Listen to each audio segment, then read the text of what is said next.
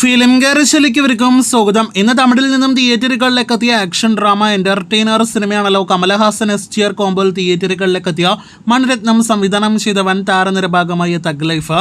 സിനിമയുടെ ആദ്യ യഥാർത്ഥ അഭിപ്രായങ്ങളെല്ലാം മേഖലകളിൽ നിന്ന് വന്നു കഴിഞ്ഞിരിക്കുകയാണ്.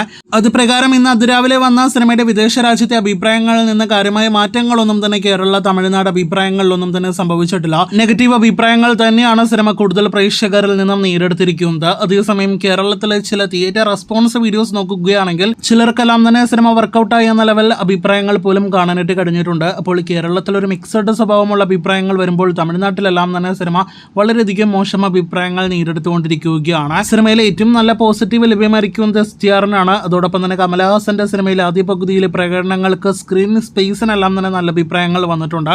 AR റഹ്മാന്റെ സംഗീതം അങ്ങിങ്ങായിട്ട് മികച്ച അഭിപ്രായങ്ങൾ വന്നിട്ടുണ്ട്.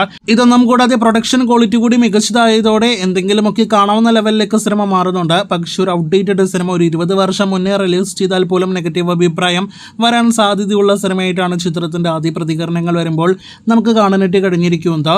സിനിമയുടെ ആദ്യ പകുതിക്ക് നിർത്തിയ ആവറേജ് ഒപ്പം തന്നെ കണ്ടിരിക്കാമെന്നൊരു അഭിപ്രായമെങ്കിലും വന്നിരുന്നു. എന്നാൽ രണ്ടാം പകുതി ഒരു ടോർച്ചറാണ്, എങ്ങനെയെങ്കിലും തീർന്നാൽ മതി എന്നൊരു അഭിപ്രായമാണ് പലരിൽ നിന്നായിട്ട് സിനിമ നേരിടുത്തിരിക്കുന്നത്. ഇതിനിടയിൽ സിനിമയുടെ റിലീസിന് മുന്നേ പല പ്രൊമോസിലും നമുക്ക് കാണാൻ കഴിഞ്ഞത് വിൻവെളി നായിക എന്ന ഗാനമായിരുന്നല്ലോ. സകല പ്രൊമോസിലും ഹൈലൈറ്റ് ആക്കി വെച്ച ആ ഗാനം കൊണ്ടുപോയി സിനിമയിൽ വെച്ചിരിക്കുന്ന പ്ലേസ്മെന്റ് രീതിയെല്ലാം തന്നെ വളരെ മോശം അഭിപ്രായങ്ങളാണ് നേരിടുത്തിരിക്കുന്നത്. ഒപ്പം മുത്തമഴ സിനിമയിലെ വലിയ തരംഗമായ ഒരു ഗാനമായിരുന്നല്ലോ, ചർച്ചയായ ഗാനമായിരുന്നല്ലോ. ആ ഗാനം സിനിമയിലില്ല എന്നൊരു റിപ്പോർട്ടും വരുന്നുണ്ട്. അപ്പോൾ ആകെ മൊത്തത്തിൽ തഗ് ലൈഫ് ഒരു തഗ്ഗായി മാറിക്കഴിഞ്ഞിരിക്കുന്നു. വിക്രമിലൂടെ തിരിച്ചു വന്ന കമലഹാസൻ ഇന്ത്യൻ 2 തിരിച്ചു പോകുന്ന ഒരു കാഴ്ച നാം കണ്ടു. ഇപ്പോഴത്തെ തഗ് ലൈഫിലൂടെ തിരിച്ചു വരാൻ ആകാതെ പോയിരിക്കുകയാണ് കമലഹാസന്. കാത്തിരിക്കാം സിനിമയുടെ ബോക്സ് ഓഫീസ് റിപ്പോർട്ടുകൾക്ക്.